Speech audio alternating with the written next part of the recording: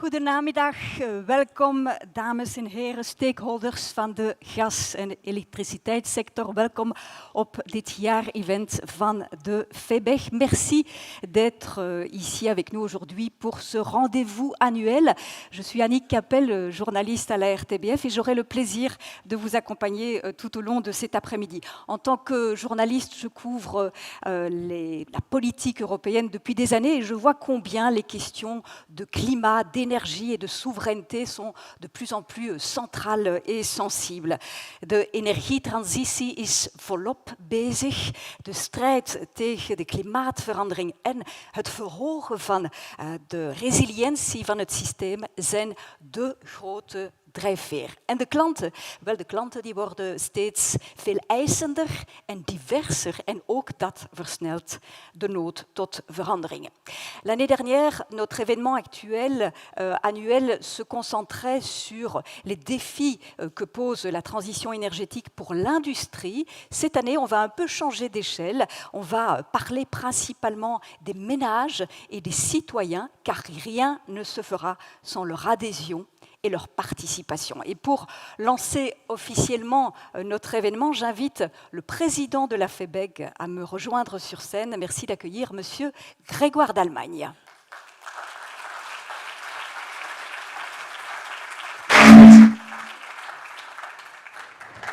Merci beaucoup. Meneer de minister van Consumentenzaken, beste meneer Beenders, chers invités, Monsieur le ministre de l'Énergie nous rejoindra dans un instant.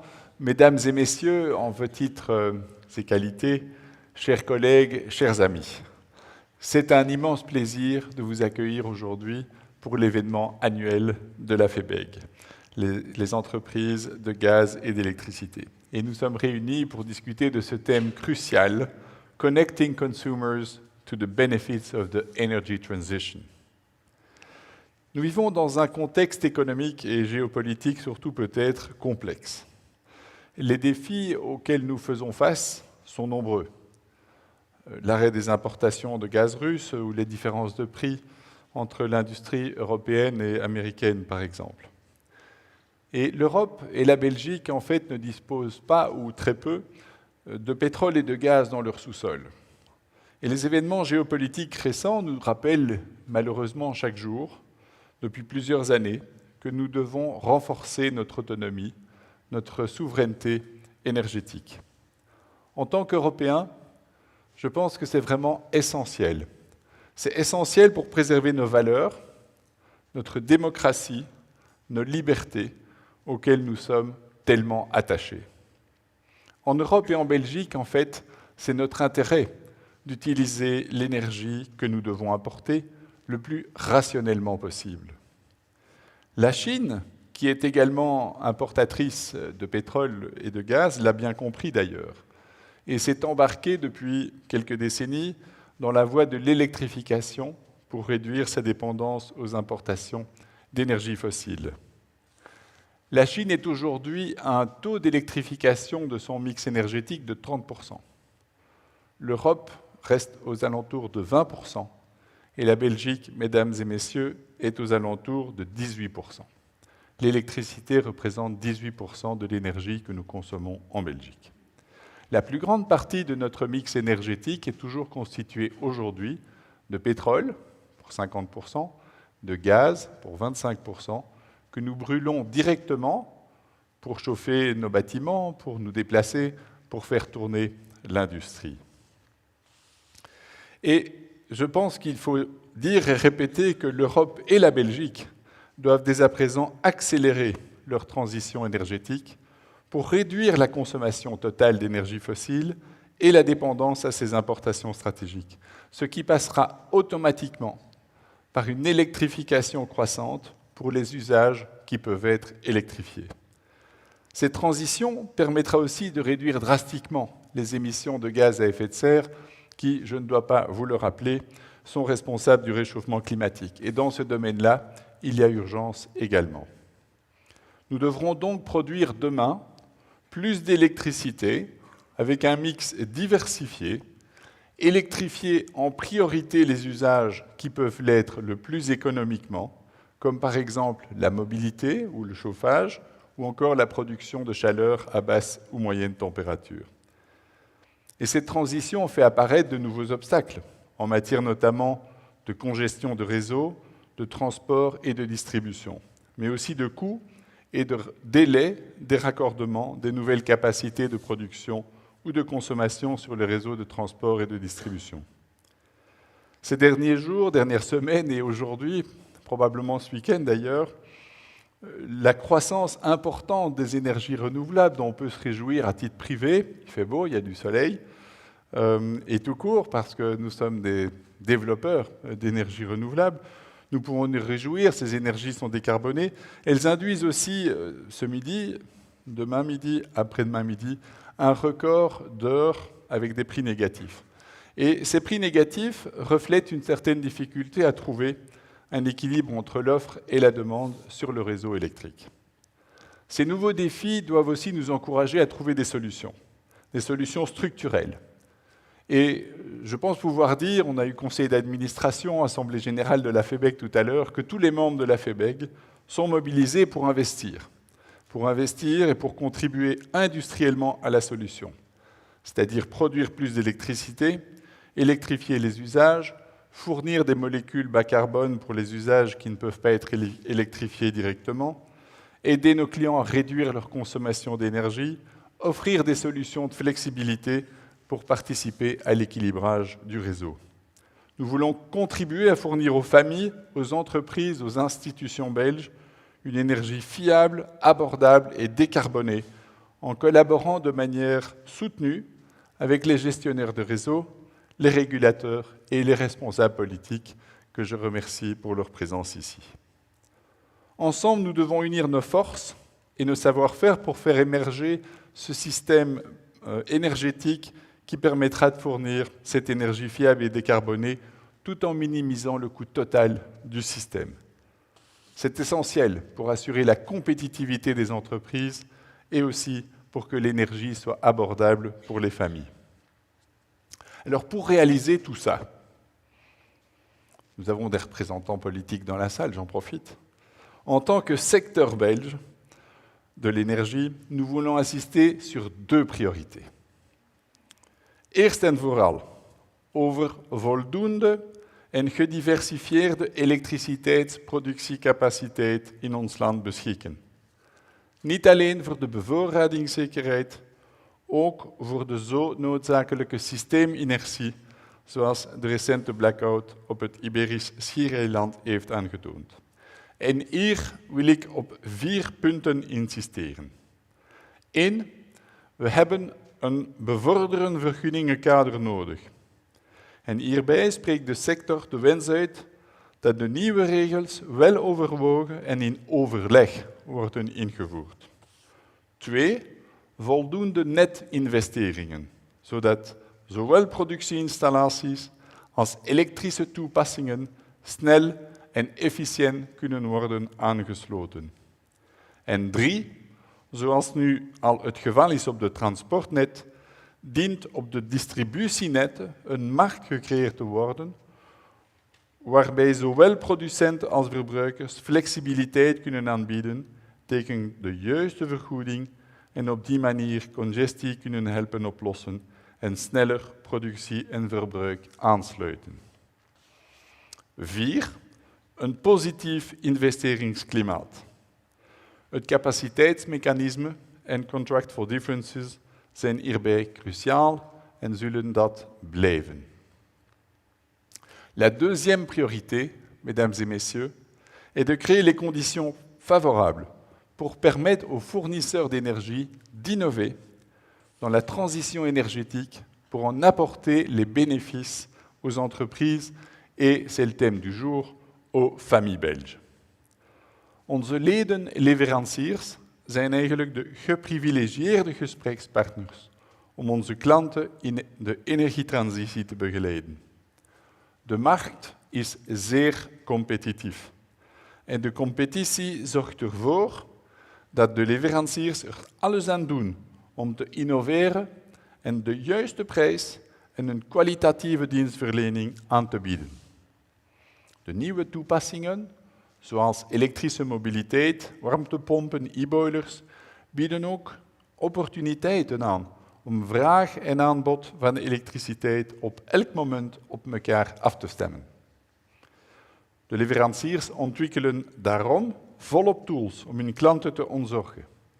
Vraag automatisch stimuleren of beperken, afhankelijk van over- of onderaanbod van wind en zon, zonder dat de klant zelf actief zou moeten ingrijpen of aan comfort moet inboeten. De vrije markt en concurrentie onder de verschillende operatoren staan garant voor innovatie in het belang van afnemers en producenten.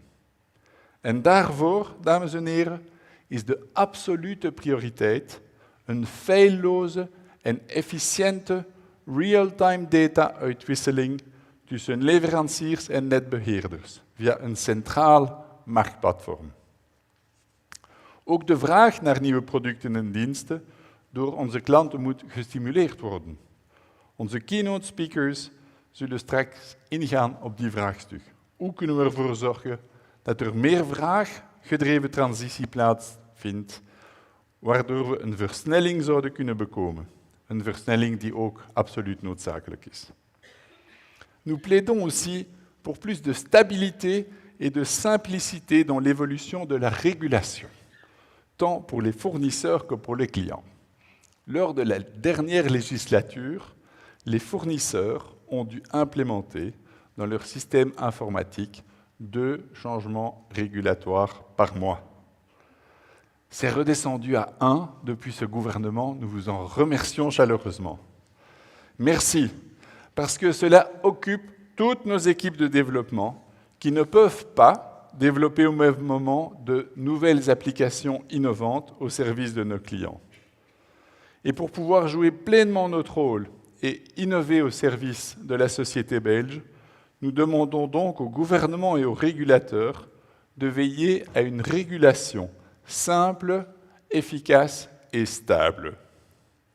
Graag roepen we de verschillende overheden ook op om samen binnen hun respectievelijke bevoegdheden de elektriciteits- en fossiele factuur onder de loep te nemen om ervoor te zorgen dat de verhouding van de elektriciteitsprijs ten opzichte van de fossiele brandstoffen daalt tot het niveau van de buurlanden, niet meer. Voor elk redelijk geïsoleerd gebouw zou het immers een no-brainer moeten zijn om voor een warmtepomp te kiezen. Voor elke nieuwe auto zou ook een elektrisch voertuig de eerste keuze van de klant moeten worden. Als FEBEG willen we echt als constructieve partners en investeerders in de Belgische economie expertise delen met beleidsmakers op alle bevoegdheidsniveaus. We nodigen beleidsmakers uit voor verdere samenwerking op dit cruciale thema, met het gezamenlijke doel van een betrouwbaar, betaalbaar en duurzaam energietoekomst. Dames en heren, de energietransitie is een gezamenlijke inspanning die de betrokkenheid van alle stakeholders vereist. Laten we samenwerken om die te realiseren. Ik dank jullie voor de aandacht en kijk uit naar een vruchtbare discussie tijdens dit event. Dank je wel.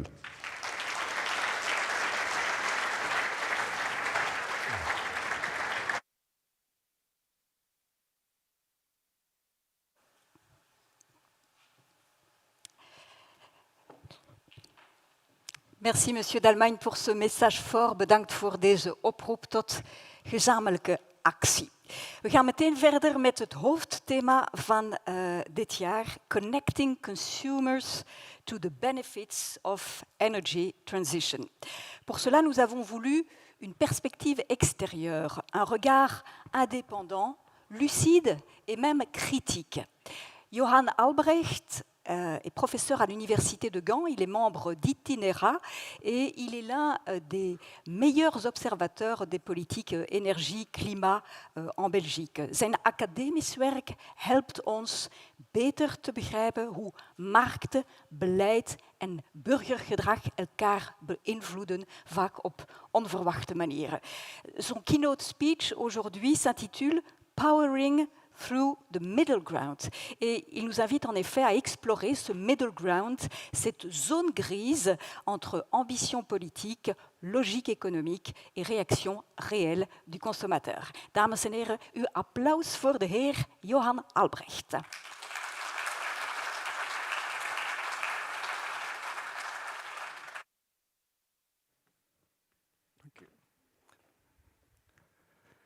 Good afternoon, ladies and gentlemen. A great honor for me to be here. I thank FEBEG for the very kind invitation. So this afternoon, while outside the sun is shining, I will take you to the middle ground. It means a lot, and for me, in fact, it means a very specific phase in the energy transition.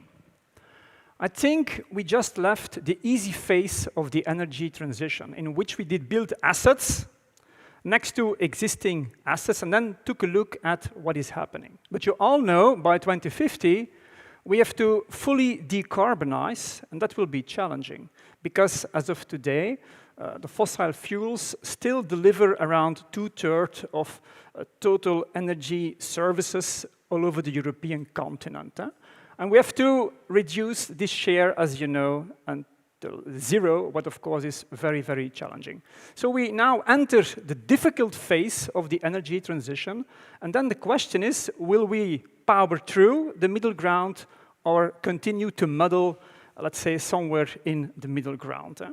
Of course, in the first phase, a lot happened, a lot of spectacular developments have been realized. I think you know those figures. Nowadays in Europe, renewables, let's say, deliver 50% of net generation. And in a couple of countries in Europe already, it is around 88%. Take a look at the share of Denmark and Portugal. And of course, outside of the Union, we have Norway and Iceland with a share around 100%. So a lot of good work happened, but can we eliminate the fossil technologies with only adding more renewable capacity? Not yet. What I show over here is an overview of installed capacity to produce electricity all over Europe from 2000 until 2022. Then you see the green arrow, very spectacular increase of installed capacity renewables. You know this story very well. But then the red arrow gives you installed capacity based on combustible fuels. And then, surprisingly, total installed capacity with respect using combustibles did increase in the last 22 years. Now there's a slight decline, but of course we have to accelerate this decline of fossil capacity all over the European continent. So it will take some time. Of course, I know very well the load factors are going down in a very spectacular way. But what is happening now in Germany, they will construct new gas power plants, so we will continue some time using fossil assets also in the most green European countries. Denmark, as you might remember, a share of renewables 88%, very spectacular. But what do the Danes themselves say about progress towards full decarbonization? I have here a nice report from the Radet for Grøn Omstilling, a think tank on the transition. They calculated, nowadays in Denmark, of total energy demand, 13% is coming from renewables. So we are on 1/6 of the goal. In fact, 5/6 of the goal still has to be realized with adding more renewables to the system. So a long journey is before us, even in the leading countries like Denmark. And then how to achieve full decarbonization? Well, the recommendation is, for Denmark, to increase renewable output by a factor of 9. So not times 2, but times 9. And then you might wonder what to do with all the excess electricity on a day like today. Well, then you take a look at system complementarities. In Denmark, you have a very established heat market. Around 65% of the households are connected to a heat network, district heating. And of course, you need the production of heat to make this preferably renewable. So what is happening already some time, you have pit storage. This you can find close to big cities, but you see more and more local initiatives where municipalities or cooperatives of farmers, and even citizens in the street together create very local heat, pits to store heat and to connect to a grid, to a swimming pool or other possible applications. So this is an opportunity to do something useful with eventual excess production of electricity. And this is happening in Denmark in a visible way. So if you want to have involvement in energy infrastructure by local entities, by cooperatives, by individuals that together invest in infrastructure components, a couple of lessons can be found in Denmark. The most important thing is, of course, you need to have attractive markets. There is a very established heat market in Denmark. Heat has a high price, so if I can produce heat, I can connect to a very attractive market. You need, of course, consistent policy frameworks. You need support schemes to give incentives to investors. But what are the Danes also doing? They evaluate everything. Because you might wonder, is it efficient to install a pit in a local community with a small dimension? It's maybe a waste of time and a waste of effort. Well, you have to measure it. And they evaluate everything. They know the rate of investment, return on investment for every small project all over the landscape, in fact. And then I think the most fundamental factor is what I would call energy literacy. People over there, most people understand the heat market. They are on the heat market. And then, of course, you can innovate in an existing market. And I think we have to work as a community on improving understanding of all those opportunities in the landscape to have much more involvement. Then, of course, if you want to have an attractive market for heat pumps, this already has been mentioned by the president, of course, you need to take a look at the price ratios for electricity and gas. I think you all know this situation. We need a tax shift in favor of electricity, and hopefully this will not take too many decades. Okay, something about policies. Well, I emphasized attractive markets, policy frameworks. I think you all know we have very ambitious and even radical policy frameworks in Europe. This started a long time ago, and of course, a pivotal moment was the Green Deal of 2019.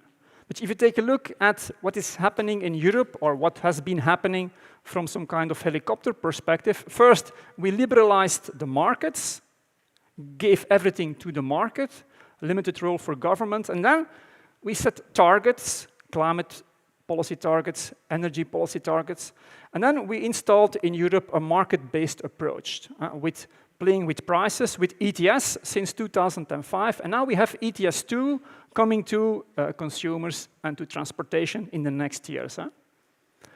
Added with some R&D support to produce a pipeline with new technologies eventually. So Europe is setting the targets, is playing with some prices, but of course the difficult job has to be done by the member states and by the regions. They have to meet all those targets and to design policies to make this all happening. And they're struggling.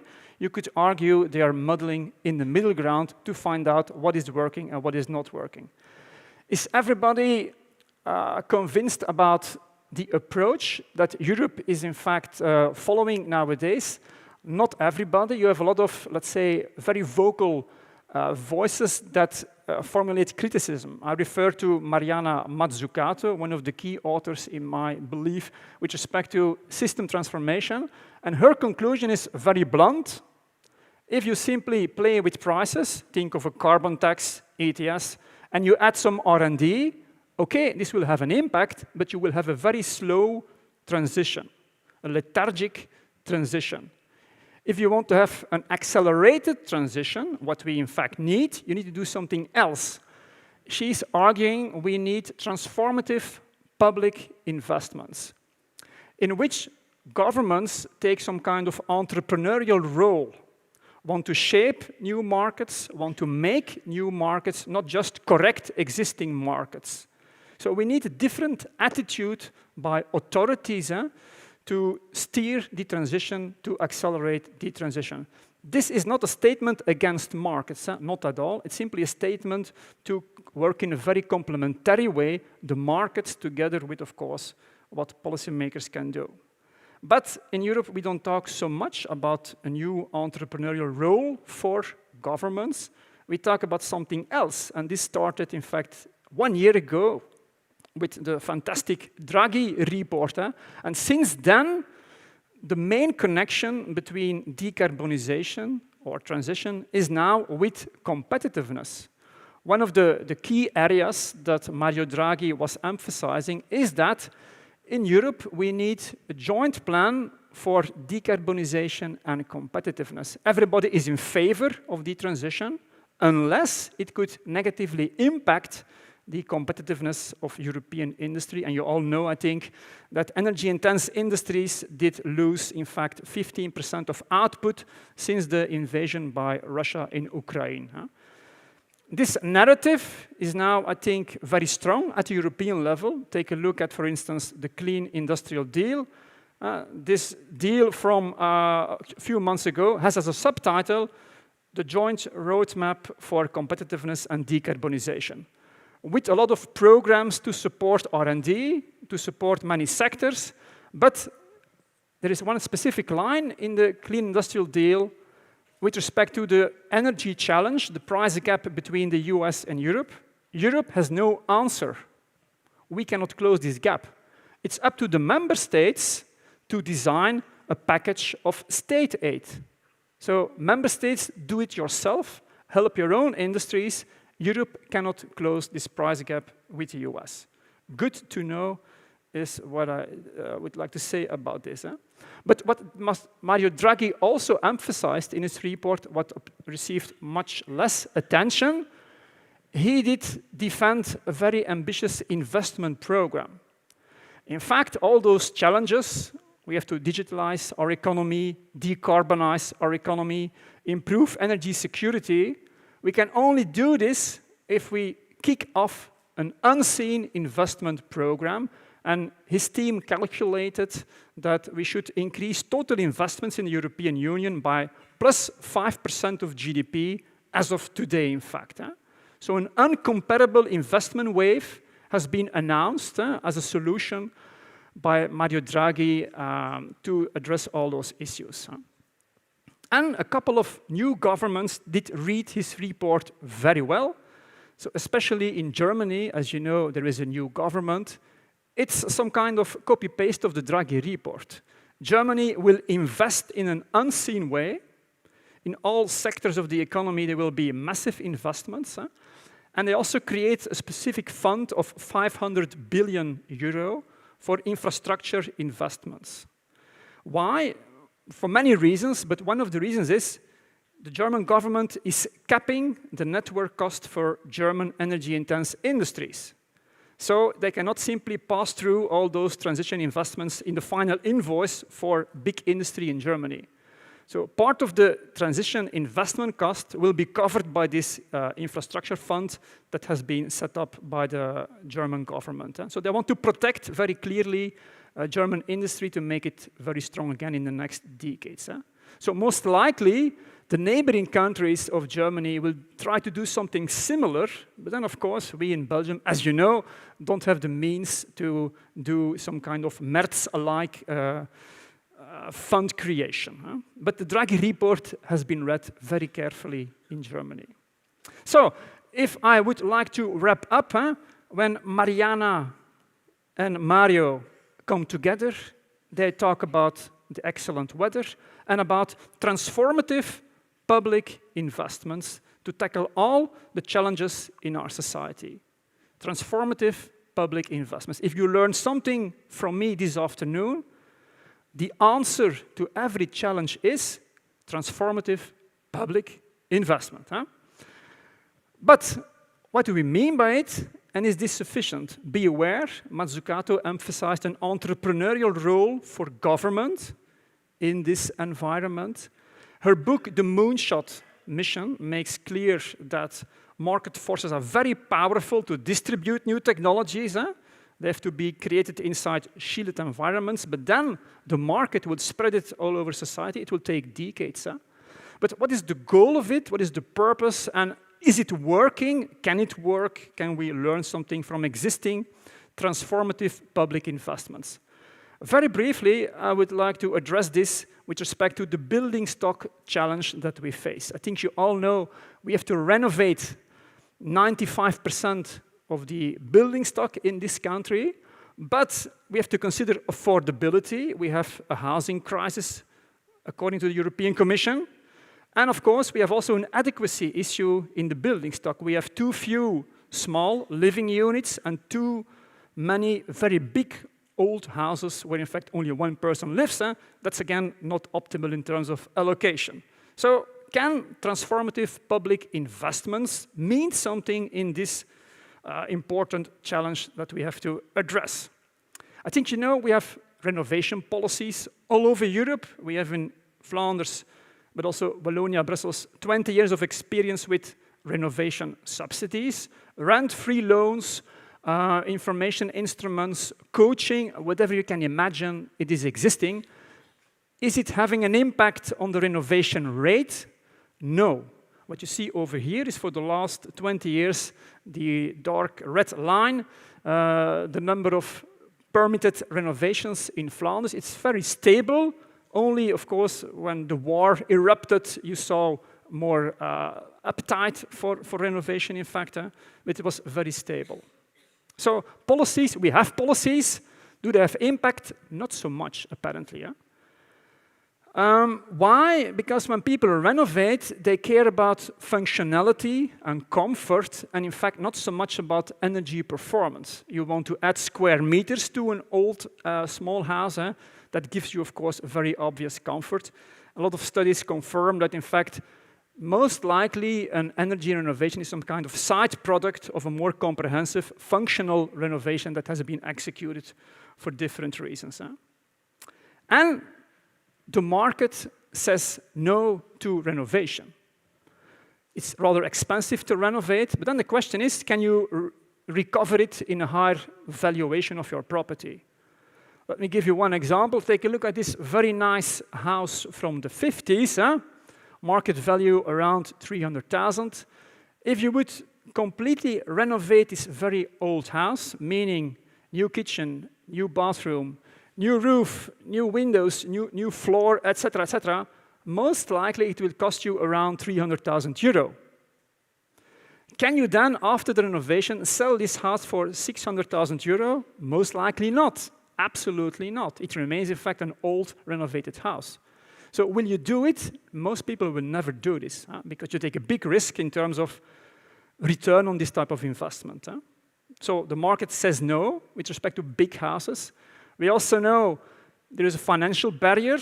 Most significant part of their owners has not enough resources to, in fact, kick off a renovation project. In fact, who is renovating in our country? Those who can afford it are, of course, renovating, and they don't need the subsidies.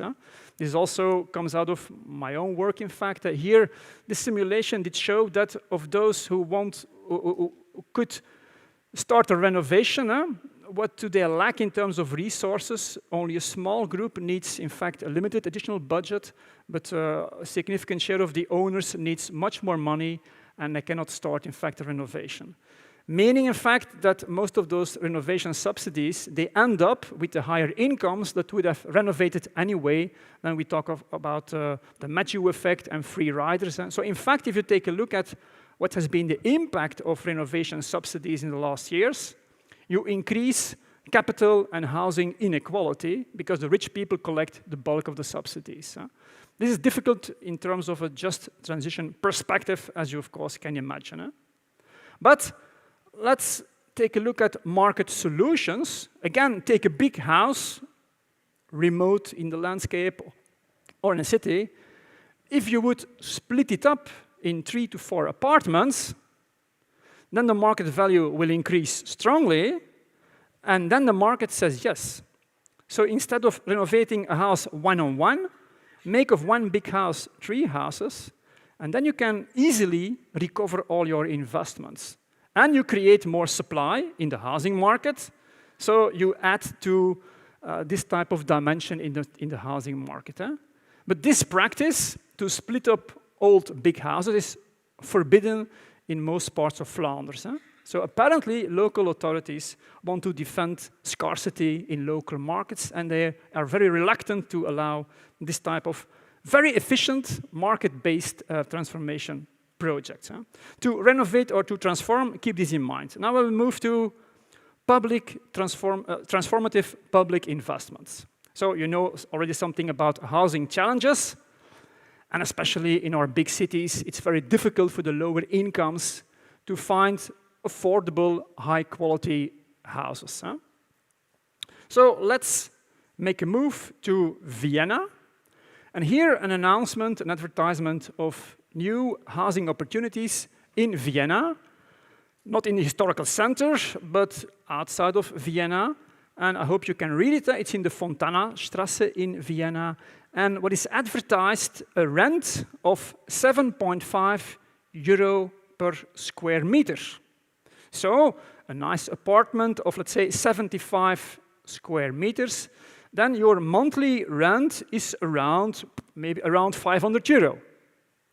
Would you be interested to rent this type of apartment, new apartment, carbon neutral, good connected to transportation in the beautiful city of Vienna for 500 euro? I think most of you would be interested. Is this possible in Brussels? I don't have to explain this, not at all, of course. Who can qualify for this type of housing in Vienna? There are two conditions. Your income is below 60,000 euro per year, and 95% of the inhabitants of Vienna qualify. So the middle incomes can easily qualify for this housing. The second condition is you have to live in Vienna already for 2 years. That's a binding condition. Then you have a Wohn ticket and you can qualify for this type of housing. Who is organizing this? Wiener Wohnen, the city housing company, and a group of non- or limited profit housing associations that work closely together with Wiener Wohnen. They dominate the rental market in Vienna. You have, of course, also a private market in Vienna, but they have to use low prices. They have to compete with the low prices in the public sector. So you have here a very unique situation of high-quality living in an attractive city at a very low cost. You cannot understand this if you take a look at the market prices in Brussels. So they have an engine, they have a long tradition of public housing. They have a high production of social housing, around plus 11,000 units per year.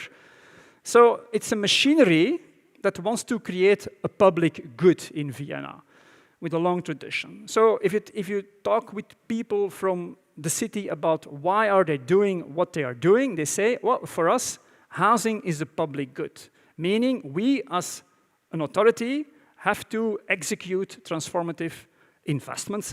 We have to renovate, but it's rather easy to organize renovations over there because Wiener Wohnen has a lot of big, gigantic projects with identical apartments. You can easily renovate those gigantic apartments.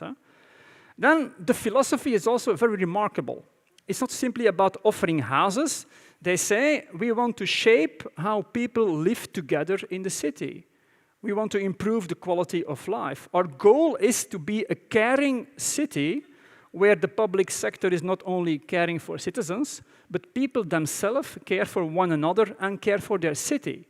It's some kind of co-creation in which you collaborate to produce the public good. It's a very remarkable attitude that is very uncommon in many parts of Europe. It's comparable to what is happening in Copenhagen, but in Copenhagen, they're more focused on size. They have gigantic projects, like Nordhaven is a new project since 2007. They will produce 40,000 additional units, low carbon, zero carbon, I must say, very attractive as well. So what is happening in a couple of very attractive cities is that transformation is already happening for many decades, is influencing the market, is producing a public good, and I think that the key element is that public transformation or urban landscape transformation is more and more an attitude. you develop this attitude, and you roll out this attitude over decades, and then you will find ways to finance it, in fact. The goal of it is to increase quality of life. You also have cooperative models in Vienna in which future tenants decide about what will be built, how it will be built, how it will be organized. So you co-create, again, infrastructure. So if you want to get involvement of your consumer or your user, co-creation and cooperative models in some cases can produce very remarkable results. Let me give you briefly one example. Women are discriminated on the housing market, have lower incomes. Well, what happened a couple of times in Vienna? They produce simply big opportunities, big new projects only for women, because they have then better access to the housing markets.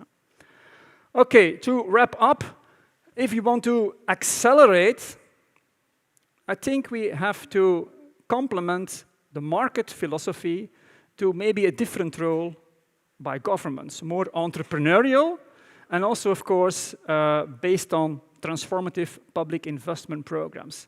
This is challenging. I know this very well. It's very challenging, but it is happening already for many decades in housing, and housing is very difficult. It's much more difficult to make a house than to produce electricity, in fact. So if it is possible in housing, it is possible in more sectors as well.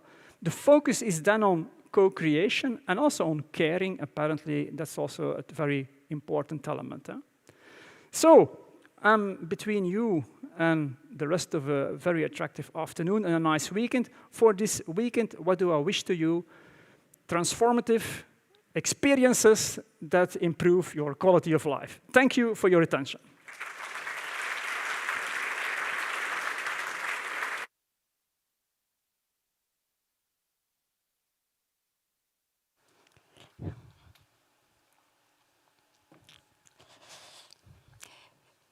Merci beaucoup, Monsieur Albrecht. Votre intervention pose une vraie question. Comment aligner intentions, moyens et attentes des citoyens sans perdre l'équilibre? Precies, wat kunnen overheden doen, wat kunnen bedrijven doen om klanten actief te betrekken bij de energietransitie? Quels sont les leviers, quelles sont les approches qui fonctionnent vraiment? Pour en parler, nous accueillons à présent Monsieur Bart van Praat. Il est Managing Director chez BCG, spécialiste des questions énergétiques. Hij toont ons hoe we van moeten naar willen kunnen evolueren door de klant centraal te stellen met een aanbod dat vertrekt vanuit hun noden. Graag uw applaus voor de heer Bart van Praat. Thank you. Good afternoon. Hello, everyone. Thanks also, FEBEG, in the first place, for the invitation for us to speak to you about demand-led transition. So BCG is a leading energy advisor, and also in the Brussels market, the energy practice is our biggest practice in the office. We do work with companies, leading companies, on the challenges around the energy transition, but we also do our own in-house research, studies on what it would take to reach that transition and to make it affordable, viable, and sustainable.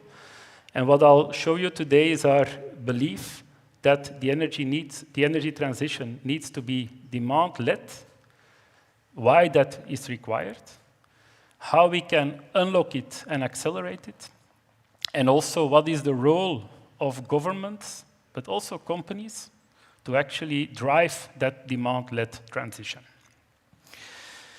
And first, a bit of context, and there is good news, reasons to be optimistic. First and foremost, on the left-hand side of this slide, you see that wind and solar and the adoption of the wind and solar generation is growing faster than any other source that we have ever experienced on this planet in absolute terms. So that's really great.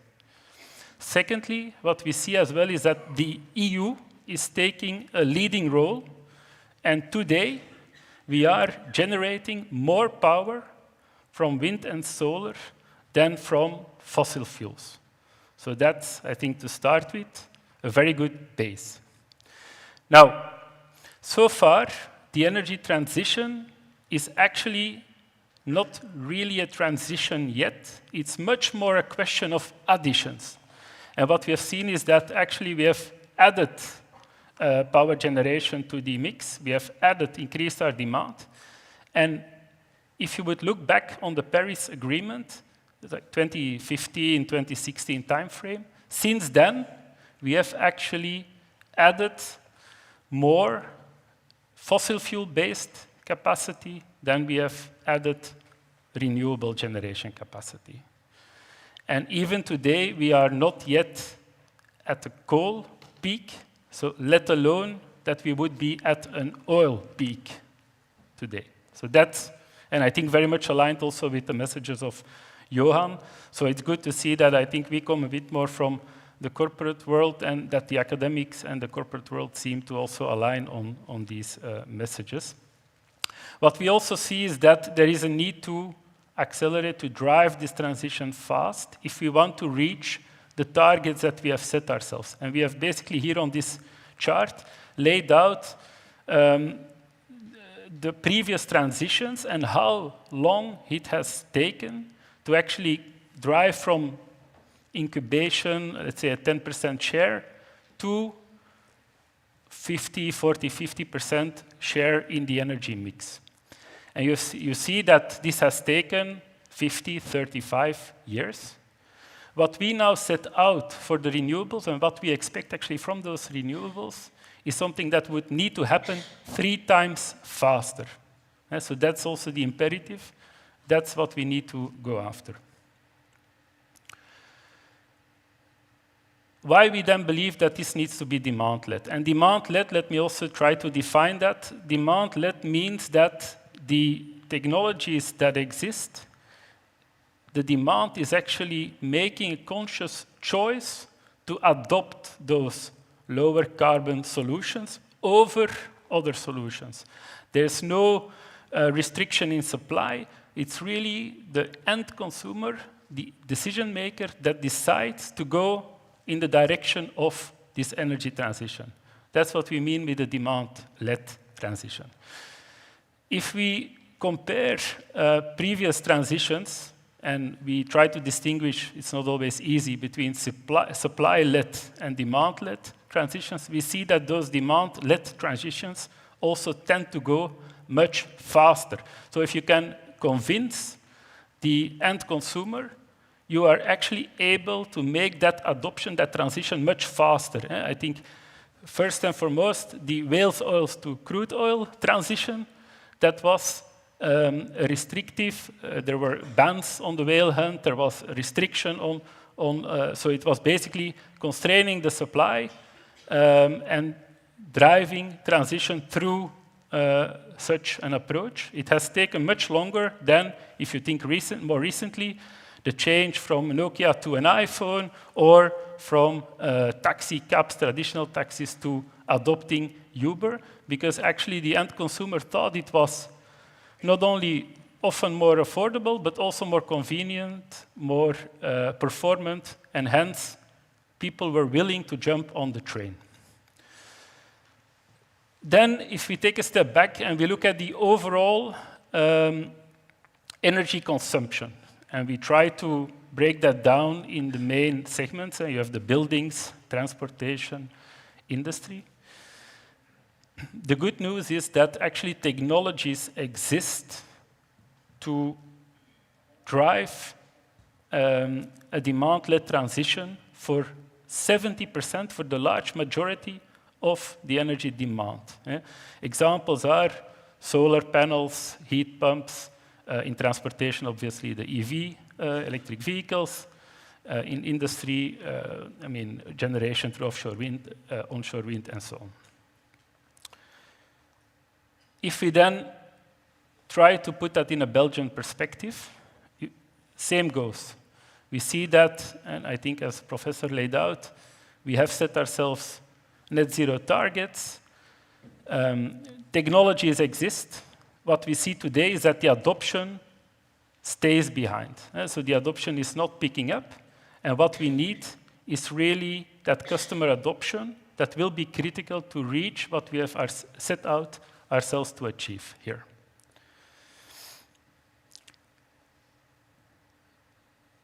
What is now required to unlock such a demand-led transition and to even accelerate it? First, we start from a reality or a constatation that the narrative of sustainability in itself is most likely not sufficient to drive that transition. And even if you would, and we have tried to quantify the green premium, what means that what would be the surplus cost for any type of material purchase item to make it more carbon neutral, to make it a green product. And when you do that, the reality is actually that those green premiums, compared to the overall pricing, are relatively small, often in the order of magnitude of less than 5%. So what is then stopping us from actually adopting those solutions? And on the right-hand side, as a result of a survey that we have run, it's a global survey, so we ran it across many countries. And we have asked a set of questions.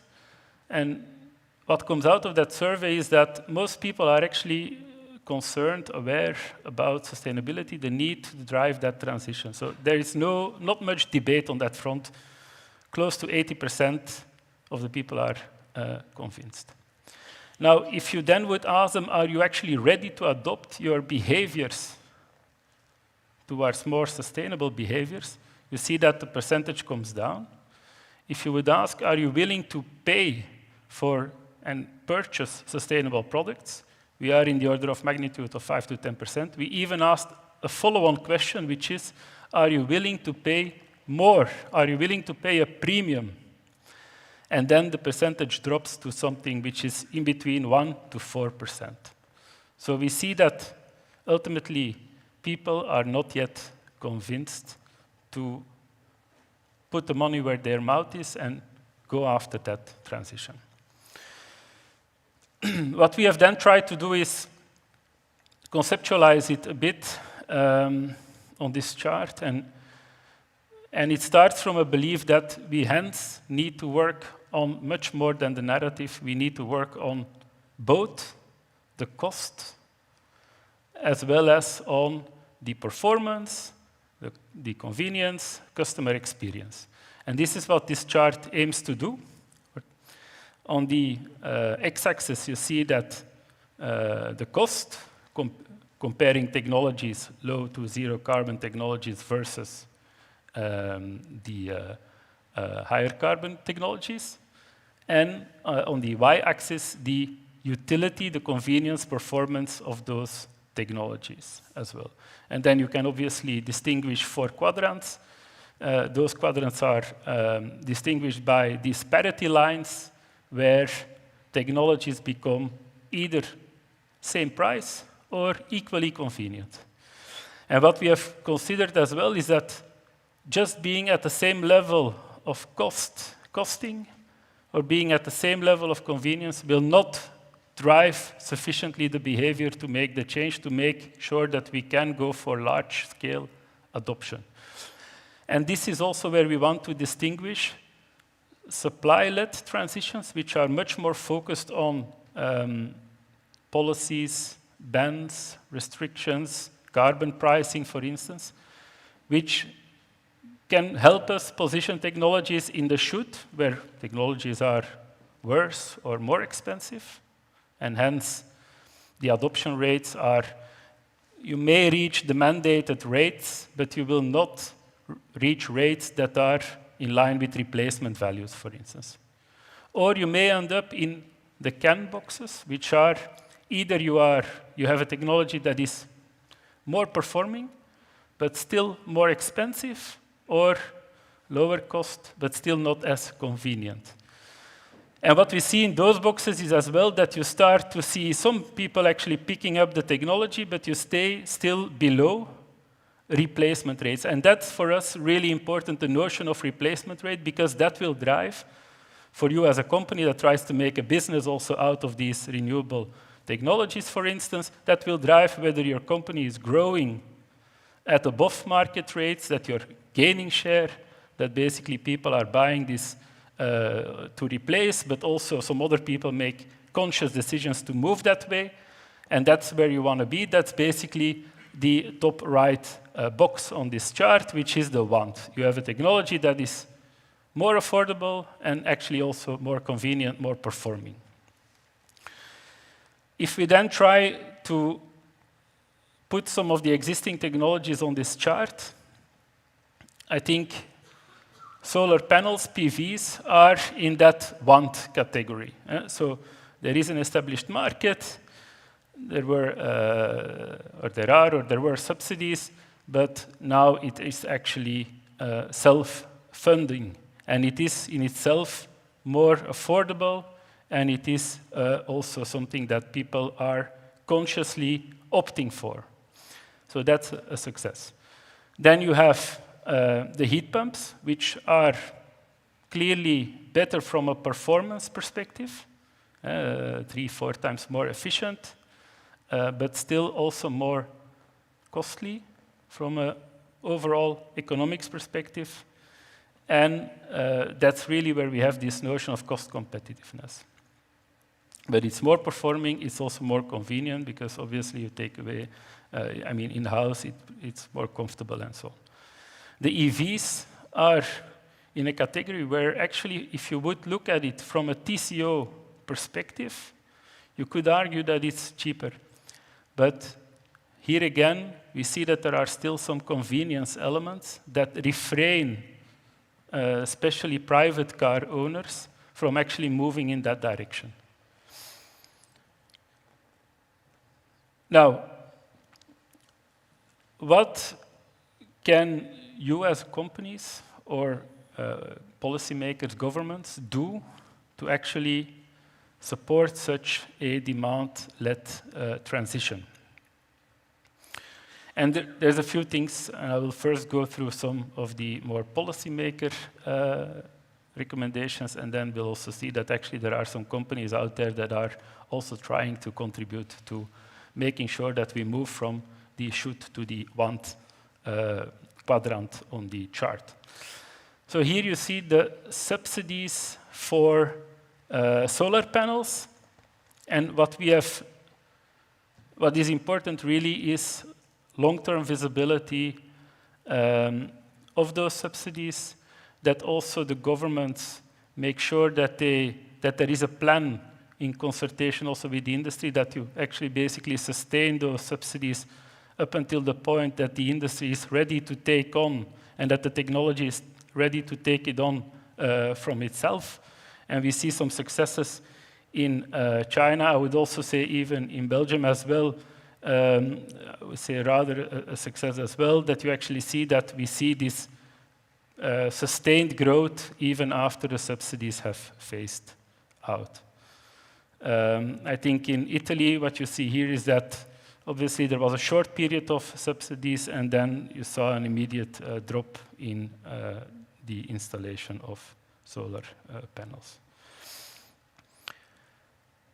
I think the same point was made by the professor.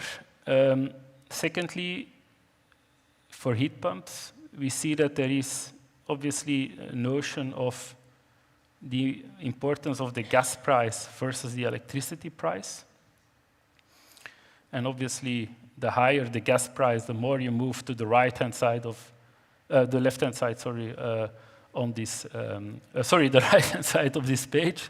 So on the left-hand side is where we are. So relatively low gas prices versus electricity prices. Even though the technology is more performant, 3 to 5 times more efficient, we actually don't manage to drive adoption of heat pumps because of this challenge between gas prices and electricity prices. And this shows actually the implications of not thinking through as a policymaker also how we drive the right behaviors, how we also tax, for instance, certain energy vectors. in a way, this is obviously not where we would want to find ourselves on this graph. For EVs, so while I think we have been successful to drive penetration of EVs in the company car segment, we have been far less successful, or almost not successful, to drive that in the private car fleet. When we try to understand why, we see that there are still quite a lot of inhibitors from a customer experience, convenience, performance point of view. There is this range anxiety phenomenon, where people are afraid that obviously the ranges are not sufficient to meet their needs, the autonomy, and there is also the notion of people would want to see a more established charging infrastructure before they would want to take an electric vehicle. Now, what can companies do? And I think companies can do a lot of things to either simplify significantly their offering, simplify also the choices that customers need to make. This is an example of the UK, and you see on the left-hand side from the government, basically the laid out grant scheme on the grants you get for the different types of technologies. There is capacity limits for people that want to apply and be eligible. Obviously, as I guess for this room, you would still be able to find your way in this on the left-hand side.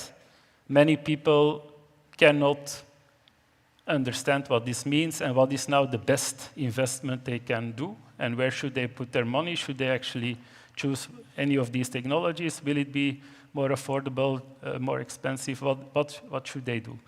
What Octopus Energy has done, they have actually made that very simple. They have said, okay, you can get a heat pump from 500 pounds onwards, and you get more efficient green electricity. We take care of the grant request, and we basically make sure that you don't have to worry about those things. So simplicity and driving, helping people to navigate their choices in the direction of the energy transition. Another example, and we have seen obviously for heat pumps, again, often what pulls people away or what makes them hesitant is also the initial upfront investment. So there is a huge investment to be put down first to then extract better prices afterwards. What IRA has done, also a UK example, is they basically help financing, help funding these kind of projects, and they then take away this initial upfront investment, and they offer a service, a plan, which you then basically pay over the lifetime of the equipment back.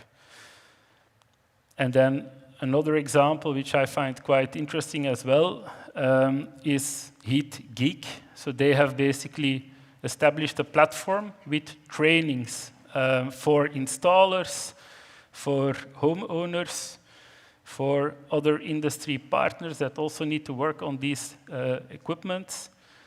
Simple online courses where also people that are installers can sign up to and can direct their staff, their technicians, to actually go and educate themselves and develop more apt with the technology, which drives more right first time installations, less rework, less costly bills. So that was what we wanted to share from our side, and this page aims to summarize it. So for policymakers, it's really think through what you want to achieve. How do you drive those transformative public investments? What are also the mechanisms that you put in place to make sure that you get to the right behaviors? Please also apply a long-term perspective. I think we are not really helped with changes all the time, so also create some stability in the legislative work. Taking a holistic approach,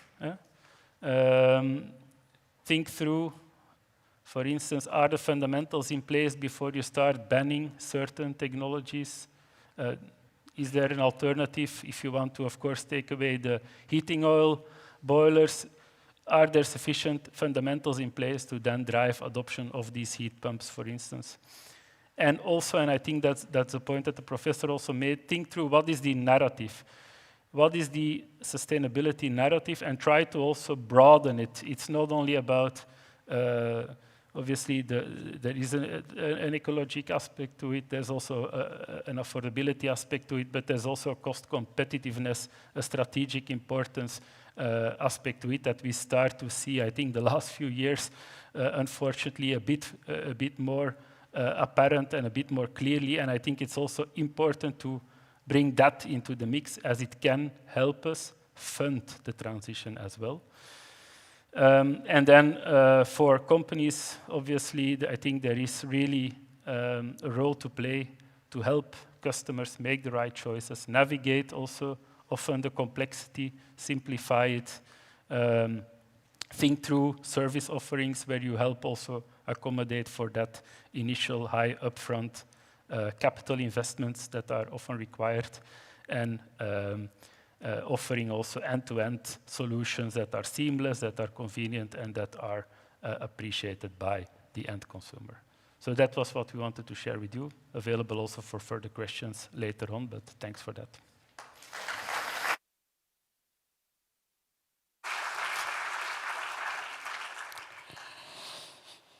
Merci beaucoup, Monsieur Van Praat. On l'aura compris, mettre le citoyen, le consommateur au centre, ce n'est plus une option, c'est une condition pour réussir. Dus voor wij naar het politieke luik gaan, geven we graag het woord aan de burgers zelf. Nous sommes allés à leur rencontre dans la rue. Voici ce qu'ils pensent, voici ce qu'ils ressentent face à cette fameuse transition énergétique. On les écoute. On est très conscient et on fait très attention à la consommation au quotidien. Bon, les maisons de ville, on ne sait pas faire grand-chose de plus, mais bon, ça fait partie des petites choses que chacun peut faire. Pour le moment, on est en train de rénover notre toit. C'est un gros investissement. Alors, on l'isole à la fois au point de vue thermique et au point de vue acoustique. Mais l'investissement en matière d'isolation est tellement important déjà que les panneaux photovoltaïques, ce sera pour plus tard. Ik denk dat er veel van gepusht wordt van de overheid, dat het veel moet omtrent de EPC-waarden en zoals je een huis koopt dat je moet verbouwen, dat er subsidies en zo gegeven worden. Maar eerlijk gezegd, het financiële plaatje hoort er ook uiteraard bij. Dus we zijn begonnen met de zonnepanelen en dan zien we later wel verder. Wanneer het spaargeld terug aangedikt is, om meer te kunnen investeren in iets beter. Ik heb het nog niet lang geleden verbouwd en dat was wel de normen.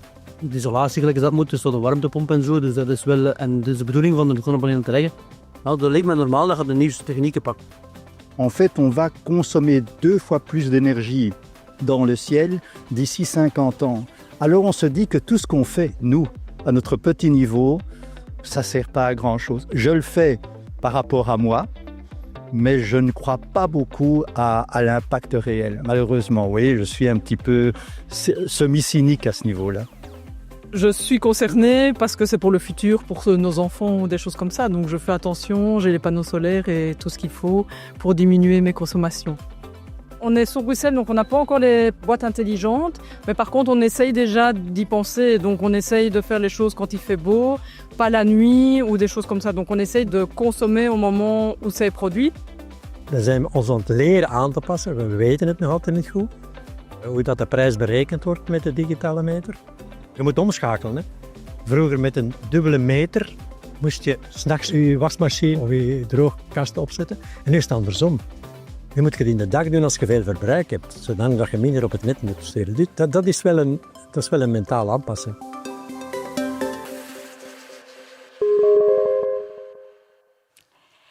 Voilà des citoyens manifestement conscients des enjeux, mais qui évidemment doivent composer avec des réalités budgétaires. Alors, comment mobiliser ces citoyens de façon durable? On l'a entendu tout à l'heure, M. Albrecht le soulignait, sans coordination entre politique, marché et régulation, pas de mobilisation durable des citoyens. Alors je vous propose d'entamer maintenant notre dialogue avec les pouvoirs publics, en commençant par la région flamande. Melissa de Prateren, Vlaams minister van Energie en Wonen, kon vandaag jammer genoeg niet bij zijn, maar ze nam toch de tijd om een interview op te nemen. Laten we samen kijken.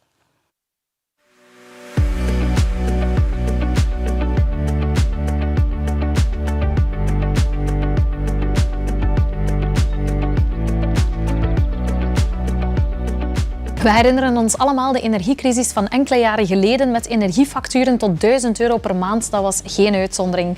En dat was een bedreiging voor de koopkracht van heel wat gezinnen. Het heeft ons nogmaals met de neus op de feiten gedrukt. We zijn vandaag nog veel te afhankelijk van dubieuze regimes zoals dat van Trump en Poetin. En we moeten echt met z'n allen elektrificeren. Niet alleen om de koopkracht van de mensen en bedrijven te beschermen, maar ook voor onze planeet, voor ons veranderend klimaat. We moeten nu maatregelen nemen om onze planeet en de koopkracht van de mensen in de toekomst te gaan beschermen. En we hebben ondertussen met z'n allen al heel wat stappen gezet. Mensen zijn aan het isoleren gegaan, plaatsen met mondjesmaat een warmtepomp en gaan ook veel bewuster om met hun gebruik. Dat is wat we wel duidelijk zien. En ook bedrijven zijn massaal aan het elektrificeren geslagen, van zonnepanelen tot windmolens. En dat is een heel goede zaak. Daarbij zorgen we ook voor de nodige ondersteuning, van renovatiepremies en goedkope leningen tot steun voor windmolens.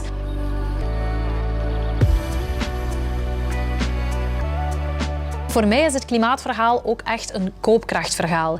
Ik heb als minister bewust gekozen voor thema's als klimaat en energie. Het zijn niet altijd makkelijke thema's, maar net wel omdat ik mijn verantwoordelijkheid wil nemen om de planeet en de koopkracht van gezinnen ook in de toekomst te gaan beschermen. En om ervoor te zorgen dat ook iedereen mee kan in die energietransitie. Dat is niet alleen goed voor de mensen, dat is ook goed voor de concurrentiepositie van onze bedrijven. Dat vormt vandaag en in de toekomst ook de uitdaging. Zo zal Europa binnenkort gas duurder maken. Om de elektriciteitsfactuur van mensen te kunnen beschermen, zal elektriciteit ook goedkoper moeten worden. Met een tax shift, zodat verwarmen met een warmtepomp ook echt een goedkopere optie wordt.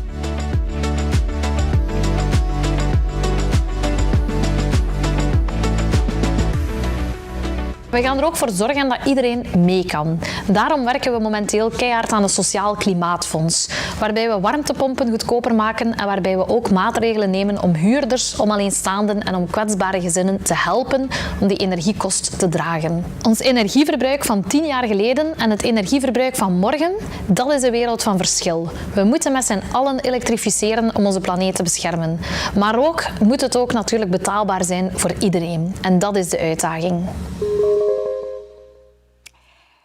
Bedankt aan mevrouw de Prateren en ik onthoud deze zinnen. Het klimaatverhaal is een koopkrachtverhaal. De uitdagingen zijn groot en ze vragen om duidelijke keuzes. Mesdames et messieurs, place à présent au niveau fédéral. Merci d'accueillir sur scène le ministre fédéral de l'Énergie, monsieur Mathieu Biet.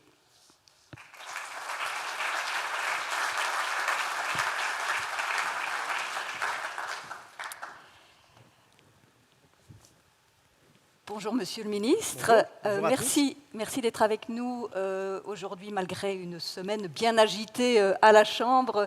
J'imagine que vous n'avez pas dormi beaucoup cette nuit. Voilà. En fait, par l'ordre protocolaire, je suis l'avant-dernier, parce que je suis presque le plus jeune, et donc je suis intervenu en 3h30 et 4h du matin cette nuit.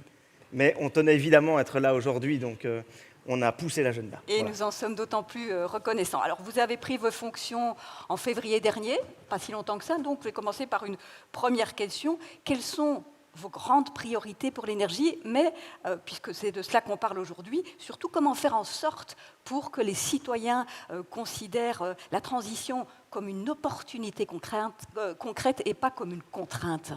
Alors c'est effectivement une bonne question, déjà, c'est de savoir jusqu'à quand on est le nouveau ministre de l'énergie. Parce qu'on n'arrête pas de me dire, vous êtes le nouveau ministre de l'énergie, c'est vrai. Maintenant, ça fait déjà 4 mois, donc je ne sais pas vraiment quand ça va changer. Mais en fait, sur le sujet d'aujourd'hui, sur le consommateur lui-même, en fait, déjà, cet accord de gouvernement a marqué, et c'est une des priorités, une certaine rupture.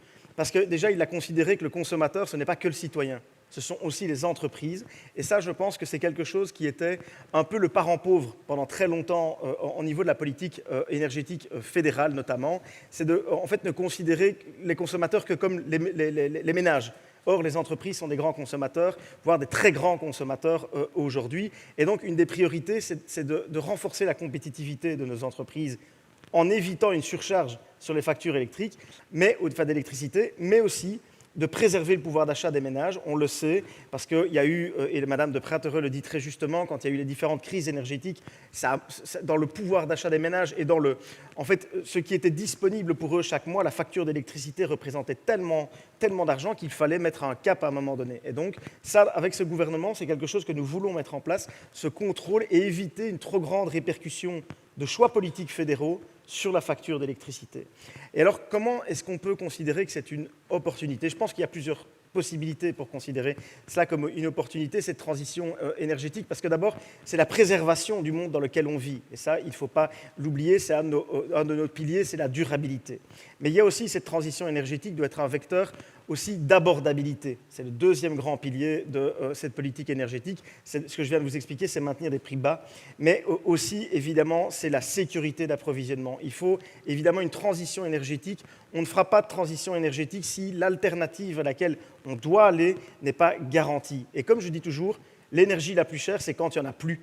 Et l'exemple espagnol et portugais récemment a démontré que vraiment ce blackout, on ne donne pas confiance. Et il faut aujourd'hui donner confiance et que cette transition énergétique soit une opportunité pour décarboner, éviter d'avoir une facture d'électricité trop chère, mais surtout avoir confiance. Justement, vous parliez de sécurité d'approvisionnement.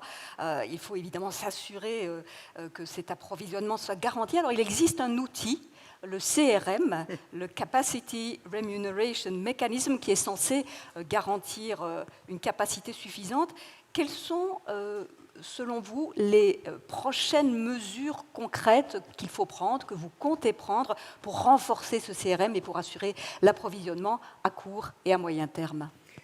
Tout d'abord, le CRM est un mécanisme qui vient en fait, assurer cette sécurité d'approvisionnement à nos piliers, mais il vient aussi en quelque sorte contrebalancer des fois une faiblesse de capacité de production. Et donc, une des premières mesures que nous devons mettre en place, c'est surtout augmenter nos capacités de production d'électricité, à nouveau pour créer une sécurité, mais surtout une abondance d'électricité qui peut permettre d'avoir un changement de consommation, de basculer du fuel vers l'électricité, mais aussi vers différents autres vecteurs, comme on a beaucoup parlé de l'hydrogène, par exemple, etc. Mais ce mécanisme du CRM, on a pris ici, au début fin du mois de mars, début du mois d'avril, des mesures pour fixer des volumes. Parce qu'en fait, c'est ça. Aujourd'hui, on doit fixer des volumes qui sont en quelque sorte une assurance que nous prenons pour éviter, si on a un hiver rigoureux et des capacités de production qui ne sont pas disponibles, d'éviter à nouveau d'avoir trop peu d'électricité. Et le problème, c'est que, comme je le disais tout à l'heure, tout ce qui est rare est cher.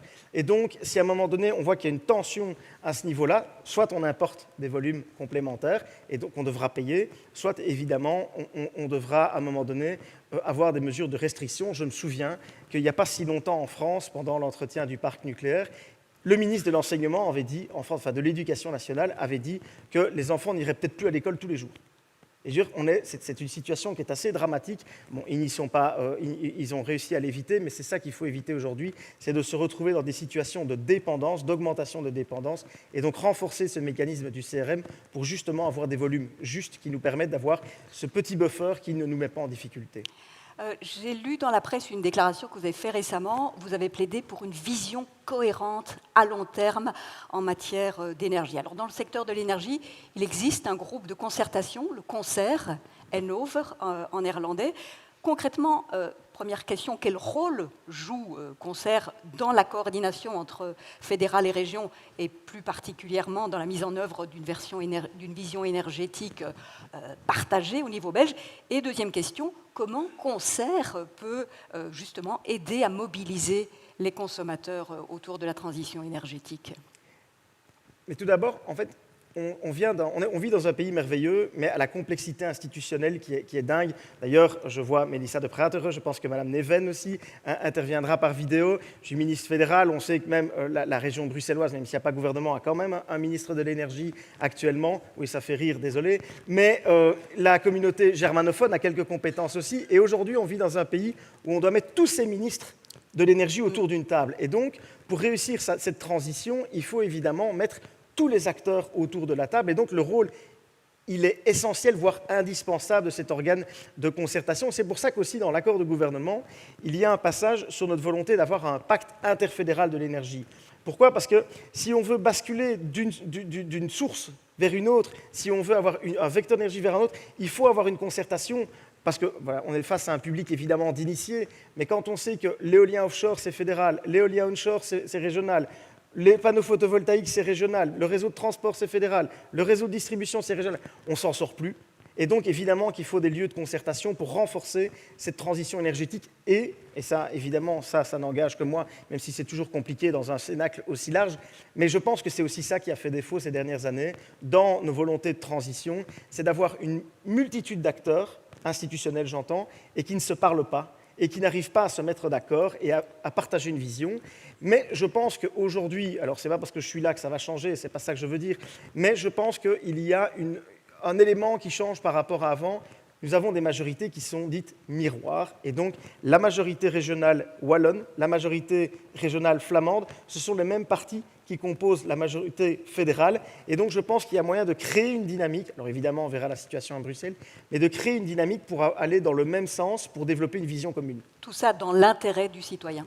Mais c'est toujours évidemment, l'objectif, c'est de garantir les 3 piliers dont je vous ai parlé tout à l'heure, abordabilité, sécurité et durabilité, mais il est clair qu'il faut toujours se mettre au service, en quelque sorte, du consommateur, comme je vous le disais tout à l'heure, que ce soit les ménages ou les entreprises, parce que tout le monde a besoin de stabilité.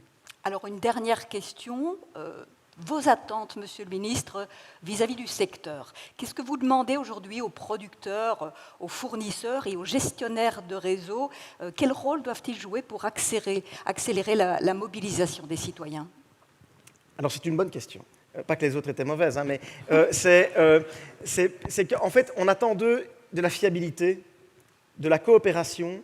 Et alors, je sais que mon collègue Rob Benders doit intervenir tout à l'heure, donc je lui laisserai parler aussi du rôle qu'on attend par rapport à la protection du consommateur et la lisibilité des factures. Mais je crois qu'on a vraiment besoin de stabilité, on a besoin de confiance. Vous parlez par exemple du réseau. On sait qu'aujourd'hui, un des principaux problèmes que nous rencontrons dans notre pays, c'est la fiabilité du réseau, que ce soit le réseau de transport ou le réseau de distribution. Et donc rien que pour les GRT et les GRD, on attend une fiabilité, une confiance et une coopération. Aujourd'hui, il faut se rendre compte que par exemple en Wallonie, il y a 15 points de congestion sur 120 points. Et alors ça veut dire qu'on n'est plus capable aujourd'hui d'augmenter la puissance que l'on peut demander sur le réseau et que donc, par exemple, des nouvelles entreprises ou des augmentations, parce qu'il y a des agrandissements d'entreprises, ne sont plus aujourd'hui capables d'être servis. Et c'est ça aujourd'hui, on doit avoir une fiabilité et se dire que je peux augmenter ma consommation d'électricité, par exemple, mais alors je dois avoir une réponse qui est favorable de la part des gestionnaires de réseau. Et aujourd'hui, ça, ce n'est pas possible parce qu'on va électrifier nos comportements. Il faut se rendre compte que d'une part, on doit faire un switch des énergies fossiles vers l'électricité, mais aussi il y a une réindustrialisation de notre pays qui doit, et comme de l'Europe, et qui doit avoir lieu. Et donc, on va augmenter considérablement nos consommations d'électricité. Et c'est pour ça qu'il faut une fiabilité, une coopération vraiment avec ces opérateurs, mais aussi avec les fournisseurs, parce qu'évidemment, avoir du câble, c'est bien, mais avoir aussi quelque chose qui passe dessus, c'est mieux.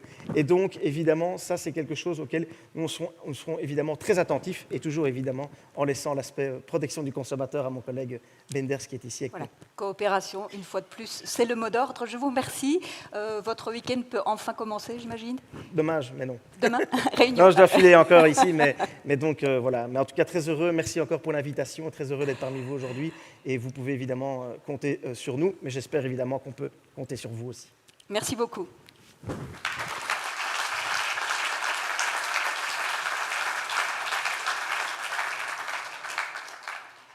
Vous le disiez, Madame Cécile Neven, pour le niveau wallon, va à présent s'exprimer également. Les ministres wallonnes de l'énergie, du plan air-climat, du logement et des aéroports. Et elle a, elle aussi, tenu à enregistrer un message pour nous. On l'écoute.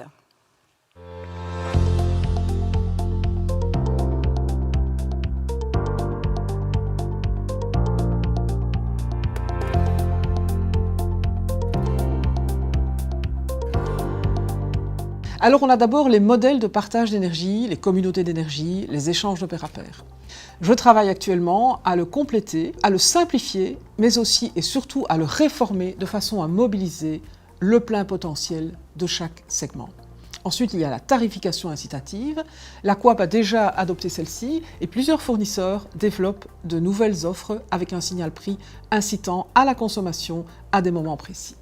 Troisièmement, il y a le déploiement des compteurs communicants. C'est un outil indispensable.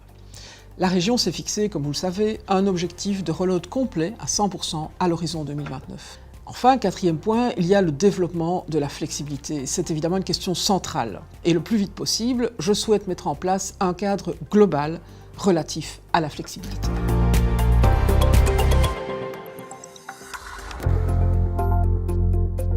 La région wallonne compte un nombre important de ménages précarisés et un bâti globalement vétuste et mal isolé. L'objectif sera de répondre à ces enjeux particuliers tout en s'inscrivant dans la limite des budgets disponibles. Alors, le gouvernement a adopté un régime temporaire au montant et plafond réduit qui a permis de sauver les primes en réalité. Mais l'objectif est bien de ne pas se limiter à des primes, parce qu'on ne va pas rénover la Wallonie à coups de primes. C'est plutôt de construire un panel d'incitants et d'outils, de lever les freins à la rénovation, que ce soit au niveau des outils réglementaires ou légaux, et surtout de mieux cibler les outils en fonction des différentes catégories de ménages ou de situations.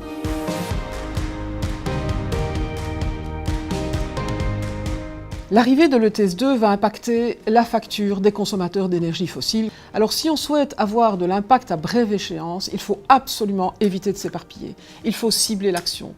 Mon souhait est de concentrer au maximum les mesures et les budgets régionaux sur la rénovation énergétique et le bâti résidentiel et sur le logement social, afin de réduire durablement la consommation énergétique des ménages.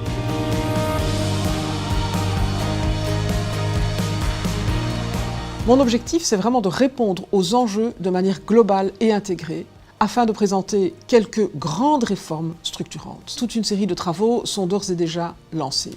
Il y a la mise en place d'un cadre pour la flexibilité, la réforme de l'accompagnement à la rénovation énergétique, la réforme des mécanismes de soutien au développement du renouvelable ou encore la réforme du partage d'énergie.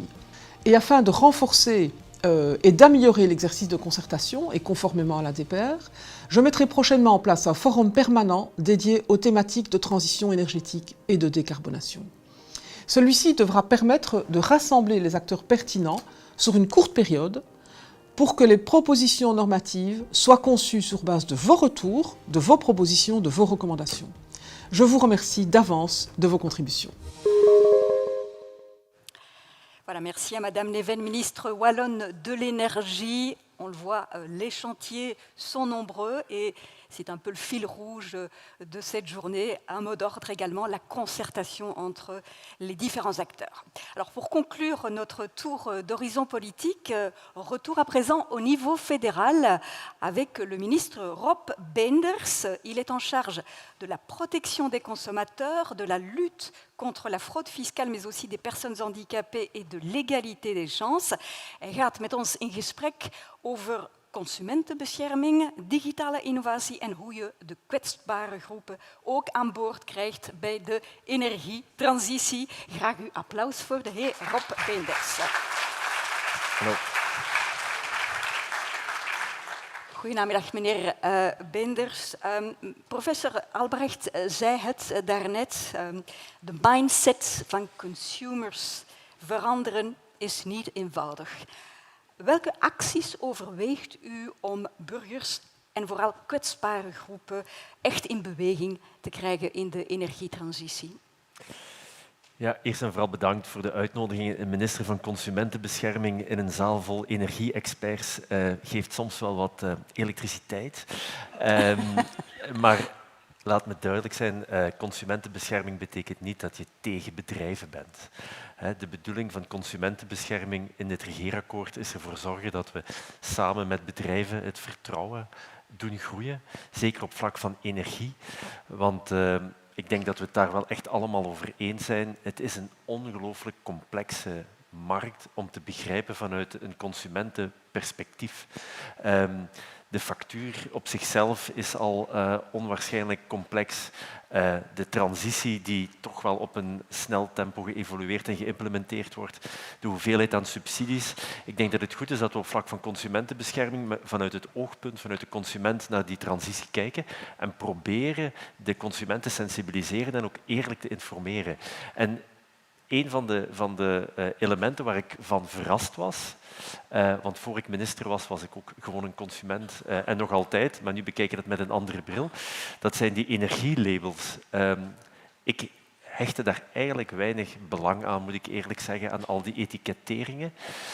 Maar ik zie meer en meer cijfers waaruit blijkt dat de consument daar heel bewust naar kijkt en zijn gedrag aanpast wanneer die op een eerlijke, eenvoudige en transparante manier geïnformeerd wordt dat dat goed is voor de energie.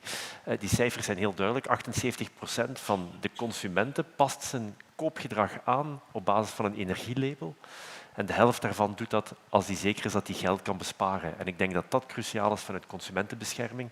Koopkracht, zorgen dat het geld goed besteed wordt voor energie-efficiënte maatregelen en vooral eenvoudig. En wat doe je voor de meest kwetsbare groepen in het bijzonder? Ja, de lokale overheden zetten daar volop op in om vooral bijna 1-op-1 uitleg te geven welke stappen ze kunnen nemen om energie-efficiënte maatregelen te nemen en vooral om te begrijpen op welke manier ze dat ook kunnen financieren en dat een investering soms een rendement op lange termijn vertegenwoordigt. En ik moet zeggen, de sector doet veel om consumenten te beschermen, om consumenten goed te informeren. En de overheid moet ook in de spiegel kijken. Want het is makkelijk om te zeggen, de factuur moet eenvoudiger. Als de overheid vraagt om daar allemaal zaken op te zetten, dan maken we het zelf ook niet eenvoudiger. Dus we moeten zorgen dat we samen, hand in hand, proberen nu echt stappen te zetten om vanuit het bril van de consument die eenvoud erin te krijgen. En de overheid zal ook in de spiegel moeten kijken. Ja, want inderdaad, zoals u het zei, de markt doet al veel om de consumenten te beschermen. Er zijn steeds meer gepersonaliseerde producten. Maar hoe zorg je ervoor dat een sterke bescherming van de consument innovatie niet afremt en net stimuleert? Ja, ik denk dat de consument in de eerste plaats op het eind van de maand, als hij een maandfactuur heeft of een jaarafrekening heeft, niet het gevoel heeft van ze hebben mij hier, we hebben daar een Vlaams woord voor, ik ga dat niet zeggen, maar ze hebben mij hier genaaid. Ik betaal hier zaken die ik niet snap en ik begrijp niet waarom ik zoveel betaal. Vanaf het moment dat we in die fase komen en het vertrouwen in het contract zakt weg, dan verliezen we. Dus ik ben heel erg voorstander, en het staat ook in het regeerakkoord, van het vangnetmechanisme, om eigenlijk een vertrouwen in te bouwen in de contracten en de verschillende producten die er zijn, om eigenlijk ook tegen de consument te zeggen, ja, het product dat u kiest is oké, het is gecheckt, het is bijvoorbeeld vergeleken met de buurlanden op vlak van tarifering. U krijgt eigenlijk een check, het is oké. Je moet je daar geen vragen bij stellen, dat versterkt het vertrouwen. En het vangnetmechanisme hebben we al een tijdje geleden gehad. Het is afgeschaft, we willen dat nu terug invoeren bij de vaste contracten. Maar ik denk dat we breder moeten gaan en moeten proberen om dat vangnetmechanisme als een soort tariefkaart dat goedgekeurd is door de KREG terug te introduceren als een soort van vertrouwen naar de consumenten om hen te overtuigen dat het contract dat ze kiezen het juiste is. Ja, precies over vaste contracten. In het regeerakkoord staat er een pro-rata verbrekingsvergoeding voor nieuwe vaste contracten. Die is er nog niet, maar veel consumenten wachten erop. Wat is uw visie daarop en wanneer verwacht u dat dit ingevoerd wordt? Ja, die vaste contracten die zijn niet meer zo evident. Ze zijn alsmaar moeilijker te vinden. En Ik begrijp ook vanuit het perspectief van de consument dat het risico bij een vast contract, zeker op het moment dat je als consument ook gestimuleerd wordt om te switchen, dat het risico, die kost, dat die wordt doorgerekend in een contract.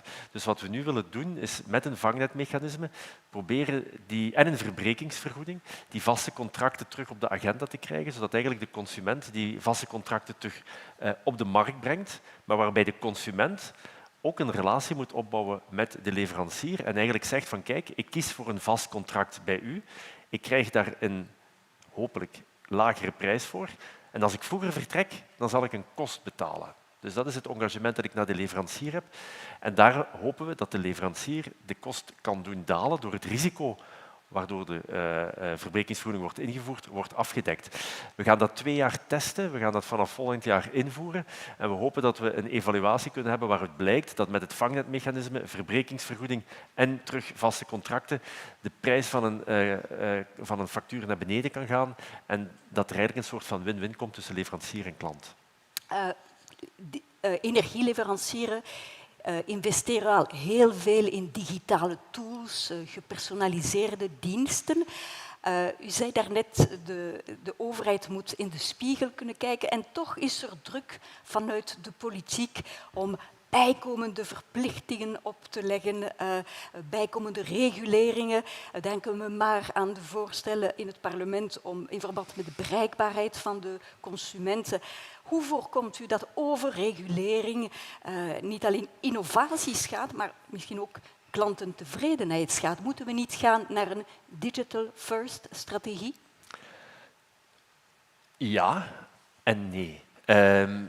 De complexiteit van deze producten mogen we niet vergeten. We hebben het net over misschien de doelgroep die het financieel misschien wat moeilijker heeft, die misschien ook niet altijd begrijpt hoe de sector werkt. Die mogen we niet vergeten. En ik wil absoluut niet die groep bagatelliseren, dat die niet met het internet kunnen werken. Maar als je het mij persoonlijk vraagt, want het initiatief komt van het parlement, niet van de regering, als je het mij persoonlijk vraagt, ben ik wel voorstander dat er nog altijd moet kunnen getelefoneerd worden om een vraag te stellen over een energiecontract. Ik denk dat dat geen overbodige luxe is, gelet op de complexiteit van de materie. Iedereen richting de chatbot duwen gaat misschien zorgen voor minder vertrouwen in de markt en dat is op lange termijn ook niet goed. Dus ik ben het eens. Ik heb gehoord dat de regulering op dit moment gemiddeld goed zit, 1 per maand. Beter dan Beter dan daarvoor. We zijn met 50% gedaald. Wat moest dat bij de factuur gebeuren? De mensen zouden nogal tevreden zijn. Just kidding.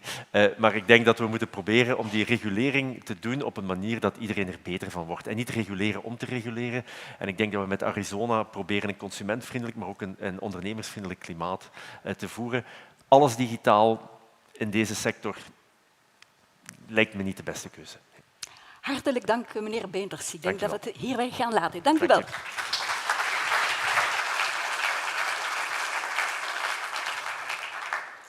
Et voilà qui clôture la partie académique et politique de notre programme. Place maintenant aux remerciements et aux conclusions. Et pour cela, j'accueille le General Manager de la FEBEG, monsieur Mark van den Bos.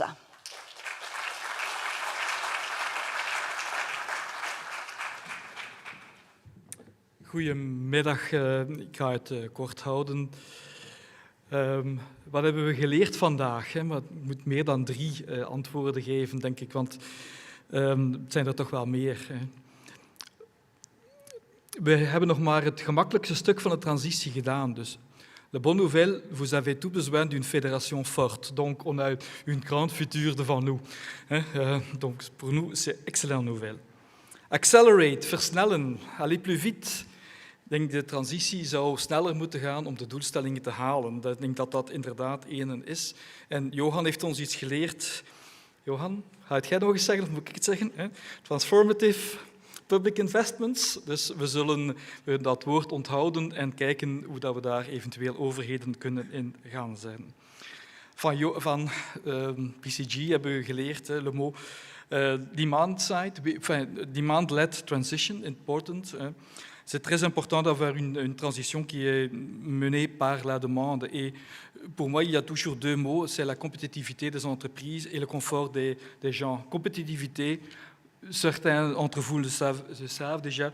Parfois, j'utilise un very old picture, quelque chose de very vieux, d'une entreprise textile à Gand, qui était une des premiers électrifiés en 1892. Et pourquoi ? Parce que c'était la compétitivité et le produit était supérieur, électrification, si vous comparez à l'ancienne manière d'éliminer avec le gaz, est beaucoup plus sécurité beaucoup plus élevée, moins pour les poussières dans les industries. Donc vraiment, j'ai regardé les slides de BCG, on pouvait justement le transposer il y a 150 ans avant nous. Ik heb nog een woord opgeschreven. Literacy, geletterdheid. De mensen zouden moeten goed begrip hebben van hun facturen. Ik denk dat dat belangrijk is.